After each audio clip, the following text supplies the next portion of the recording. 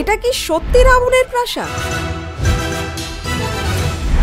High, আমি ইন্দ্রাণী। আজকে আছি সেন্ট্রাল শ্রীলঙ্কা সিগিরিয়াতে। আর আমি যাচ্ছি সিগিরিয়া রক দেখতে, যেটাকে এখানকার লোকালসরা বলে রাবণের ভাসমান প্রাসাদ আলাকামান্দা। সার্ক কান্ট্রি থেকে বিলং করি বলে টিকেটের ডিসকাউন্ট পেয়ে শুরু করলাম সিগিরিয়া রকে চড়া। সিগিরিয়া লায়ন রক হচ্ছে ইউনেস্কো ওয়ার্ল্ড হেরিটেজ, আর এটাকে অনেক সময় 8th wonder of the world বলা হয়। অ্যাজ পার হিস্ট্রি, রাজা কাশ্যপ নিজের সৎ ভাইয়ের ভয়ে এই রকের উপর একটা প্রাসাদ বানিয়েছে। আর এর নাম লায়ন রক কারণ এক সময় এই ফর্ট্রেসের মুখেই ছিল সিংহের কোলোসাল স্ট্যাচু, যেটার এখন শুধুমাত্র পায়ের অংশই বেঁচে রয়েছে। And as per local legends, এই পাথরের বেসে একটা গুহা আছে, তাতে নাকি রাবণ সীতাকে বন্দি বানিয়ে রেখেছিল। সিগিরিয়া রকে চড়ার ফাইনাল ল্যাপটা সব থেকে কঠিন আর ভয়ঙ্কর।